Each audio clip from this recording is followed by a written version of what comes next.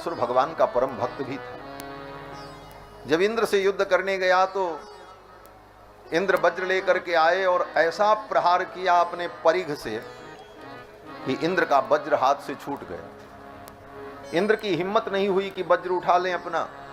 वृत्रासुर ने कहा, लज्जित मत हो इंद्र, उठाओ अपना वज्र, आओ युद्ध करो, चिंता मत करो, विजय तुम्हारी होगी, क्योंकि तुम्हारे ऊपर भगवान श्री हरि की कृपा है, तुम्हारे वज्र में भगवान विष्णु की शक्ति प्रतिष्ठित है, विजय तो तुम्हारी होगी। मेरी मृत्यु तय है, मैं जानता हूं, लेकिन मैं युद्ध करूंगा, अपने कर्तव्य का त्याग मैं नहीं करूंगा। ये तो संसार है, अपने अपने कर्तव्य का व्यक्ति को पालन करना चाहिए, उसमें क्या लाभ है क्या हानि है इस पर विचार नहीं करना चाहिए, अपने कर्तव्य का पालन करना चाहिए। इसलिए आओ मैं युद्ध करूंगा।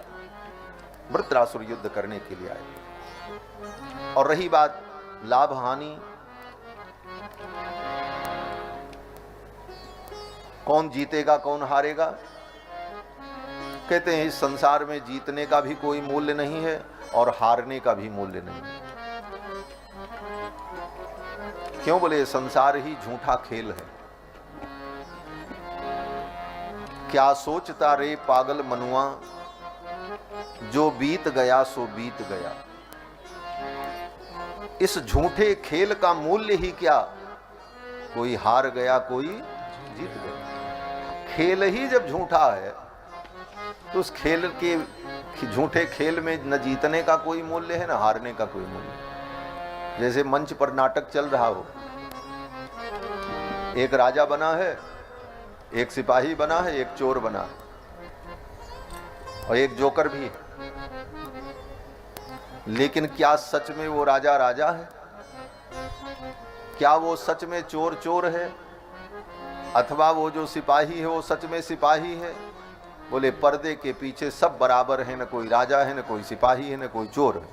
लेकिन पर्दे पर अभिनय करते समय कोई चोर है, कोई राजा है, कोई सिपाही है। यही है संसार का झूठा खेल। क्या सोचता रे पागल मनुआ, जो बीत गया सो बीत गया। इस झूठे खेल का मूल्य ही क्या, कोई हार गया कोई जीत गया। वृत्रासुर ने कहा आओ युद्ध करो। इंद्र आए युद्ध करने के लिए। वृत्रासुर ने कहा मैं अपने भगवान की स्तुति करूं, अपने भगवान का ध्यान करूं, उसी समय तुम अपने वज्र से मुझे मार देना। मैं भगवान का स्मरण करते हुए मरूंगा तो अपने भगवान के चरणों में पहुंच जाऊंगा। और 4 श्लोकों में वृत्रासुर ने जो स्तुति की है उसको कहते हैं वृत्रासुर चतुश्लोकी भागवत में। वृत्रासुर के वो 4 श्लोक उसकी स्तुति के इतने अद्भुत हैं, इतने अद्भुत हैं कि मैं आपको क्या बताऊं। अगर उन 4 श्लोकों की व्याख्या की जाए तो कम से कम 4 घंटे का समय उसके लिए चाहिए।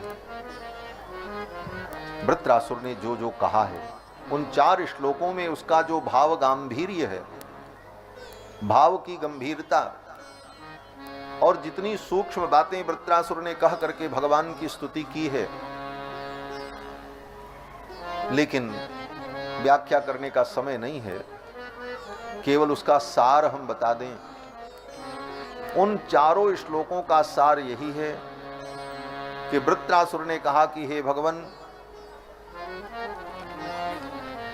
मुझे कोई कामना नहीं है, मुझे कुछ नहीं चाहिए, मुझे केवल ये चाहिए कि मैं सदा आपके चरणों का दास बना रहूं और आपका स्मरण करता रहूं। बस बातें बहुत हैं उसमें, बड़े बड़े रहस्य भी हैं, लेकिन सबका सार केवल इतना है उसकी स्तुति का कि वृत्रासुर भगवान से कहना चाहता है कि हे भगवान, मेरी कोई इच्छा नहीं है, मेरी कोई कामना नहीं है, बस आपके चरणों की भक्ति बनी रहे, मैं आपका स्मरण करता रहूं, यही आप कृपा करो मुझ पर। और ये कहते हुए वृत्रासुर ने युद्ध किया। युद्ध में इंद्र ने वृत्रासुर को मारा।